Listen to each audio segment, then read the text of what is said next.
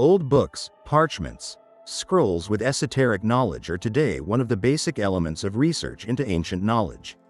Claims that the Library of Alexandria burned down seem to be fading away among the growing number of discoveries proving that only the contemporary population registers burned down, while the great works were packed, taken away and hidden somewhere in castles, monasteries, secret libraries, such as the one in the Vatican. Hello viewers of the Fact Hunter channel.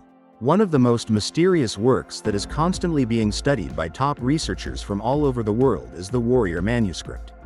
In today's episode of the Fact Hunter channel, we will try to bring you closer to this highly mysterious work, the manuscript commonly known as the Voynich Manuscript, as more information becomes available. The Voynich Manuscript has confounded scholars, cryptologists, and detectives for centuries. The stubbornly impenetrable Voynich Manuscript, the text, written in a language that has not yet been deciphered, has perplexed scholars, cryptologists and amateur detectives for centuries. Some have claimed to have solved the mystery of the Voynich Manuscript, but their findings have not been confirmed by other researchers. The manuscript has been attributed to everything from ancient Mexican cultures to Leonardo da Vinci, to alien beings, to the heirs of the knowledge of the great ziggurat. Some say the book is an encyclopedia of nature. Others claim it is a complicated, highly sophisticated hoax. This is the typical approach of the research world to something that is incomprehensible and impenetrable, like Voynich Manuscript. What is known about the manuscript? It is divided into 4 sections, each of which is very strange, incomprehensible, even magical. The calligraphic script, consisting of 25 to 30 characters, runs from left to right in short paragraphs on pages interspersed with detailed illustrations. The drawings show images of mysterious castles and dragons, as well as diagrams of plants, planets, naked figures and astronomical symbols. All in green, brown, yellow, blue and red.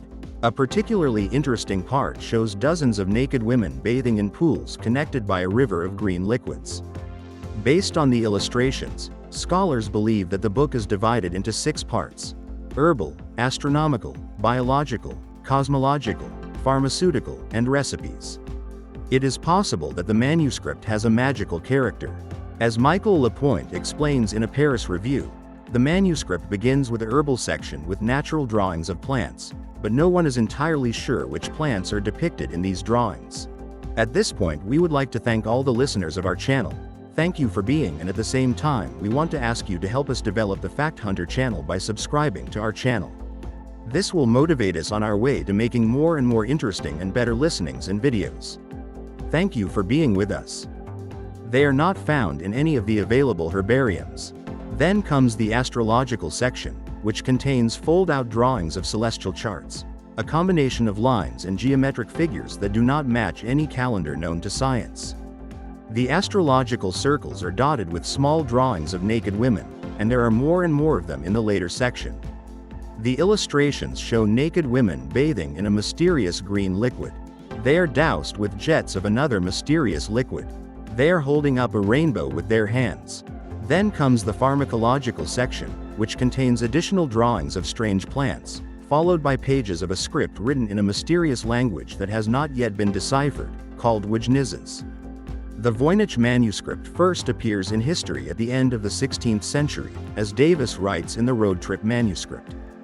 The manuscript was purchased for 600 gold ducats at the end of the 16th century by the Holy Roman Emperor Rudolf II, who believed he was acquiring a work written by the 13th century British philosopher and alchemist Roger Bacon. It then passed into the hands of Georgius Barthus, an alchemist from Prague, who called the book a riddle of the Sphinx, uselessly taking up space. When Barthus's heir, Johann Marcus Marci, inherited the manuscript, he sent it to an Egyptian hieroglyph expert in Rome to help him decipher the text. Why? Because the Sphinxes obey no one but their master, Marci wrote in a letter to the expert. The manuscript then disappeared for 250 years. It was not until 1912, when it was purchased by the Polish book dealer Wilfrid Voynich, that it saw the light of day again. Voynich refused to reveal the previous owner of the manuscript, leading many to believe that Voynich had written the text himself. However, after Wujnizes' death, his wife claimed that he had bought the book from a Jesuit college in Frascati, near Rome. The most brilliant cryptologists have studied the mysterious text, but none of them has managed to decipher the knowledge it contains.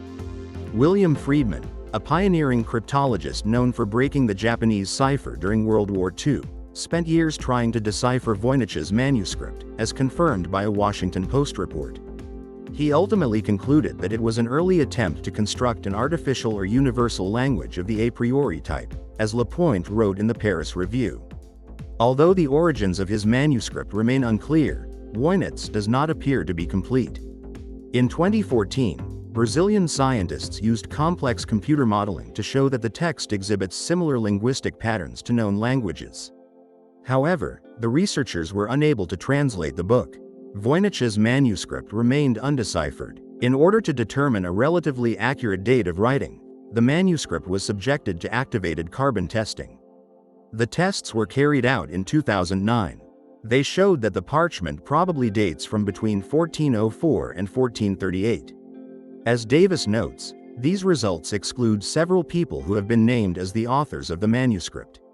Roger Bacon, an English scientist, died in 1292. Da Vinci was not born until 1452, and Voynich was born long after the strange manuscript was written. Some researchers have lost their fortunes and families over this manuscript because of their obsession with deciphering the language in which it was written. Scholars from Canada claim that the text was originally written in Hebrew before it was encoded. Although this claim has been questioned, many researchers are inclined to it and are willing to check it and solve the mystery of the war manuscript. Ahmet Ardik, an electrical engineer by profession whose lifelong passion was the study of the Turkish language, as well as linguistics and etymology, came across a copy of the Warrior manuscript a few years ago.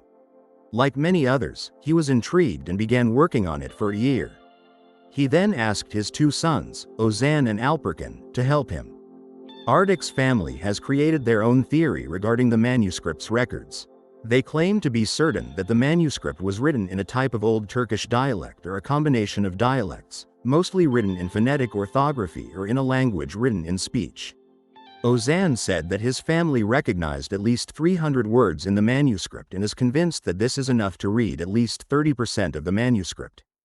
They claim that the manuscript contains recipes, ointment formulas, and even instructions on how to perform abortions, how to carry out a proper C-section, and disregard the common understanding of time and the indications of proper nutrition so that women can give birth to male or female children by choice. The content suggests that the manuscript was produced for medicinal purposes.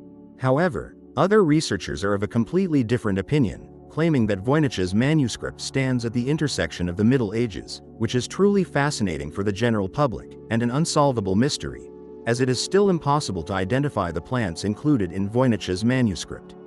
If it were a manuscript that was considered an ancient medical guide, it would certainly be possible to identify the plants, or at least some of them. In order to solve the mystery of Voynich's manuscript once and for all, a group of Canadian scientists, together with cryptographers and programmers, created a proprietary computer program to examine the book. Initially, the scientists suspected that the manuscript consisted of an alphabet or an anagram, in which the letters in a word are rewritten alphabetically. For example, the manuscript would be alphabetically labeled. The algorithm was programmed to decipher 380 different language versions of the Universal UN Declaration of Human Rights. When the AI achieved 97% accuracy in matching anagrams to modern words, the scientists fed it the text from the first 10 pages of Voynich's manuscript. The algorithm concluded that 80% of the encoded words appeared to be written in Hebrew. This confirmed the researchers' previous suspicions. Since the scientists had recognized 80% of the language, they had to come up with a code in which the manuscript was written. They passed the first sentence to a colleague who was a native Hebrew speaker. When he was unable to translate the text into coherent English, they turned to Google Translate because no other scholars were available. Why Google Translate? Because it analyzes hundreds of millions of documents translated by humans. The tool then uses statistics to generate a translation. Although the program works by translating groups of words rather than translating word for word, it is still not as effective as translators. After the researchers had corrected some spelling mistakes, the first sentence read, "She recommended the priest, the house man, me and the people." It's a strange sentence, but according to the researchers, it makes some sense. The scientists also translated a 72-letter section called herbal and were able to decipher the word farmer, light, air and fire with their new code. To be fair, the scientists do not claim to have unlocked the secrets of the entire Warrior's Code manuscript. On the contrary, they say they have established the language and coding scheme of the text. The next step is to find a scholar well-versed in the Hebrew language and its alphabets. Their method can be applied to decode other ancient manuscripts. However, there are still 20% of words that cannot be translated in mysterious plants that cannot be found anywhere. The strange sentences seem incomprehensible to the average person, so the scientific world continues to study the manuscript. Even Alan Turing from the Nazi Enigma Codex was unable to decipher the manuscript, claiming that we are still not sure whether the text is written in a coded or specially constructed language. And it may still have a completely different meaning than the one intended at the very beginning. Some suggest that the book contains the early discoveries and inventions of Roger Bacon. But it could also be a prayer book of Pidgin from a heretical Christian sect or a nonsensical collection of gibberish sold by an occult philosopher for financial gain. The Voynich Manuscript remains one of the greatest unsolved problems in the history of cryptology. Many translations are proposed every year, but the final code has not yet been determined.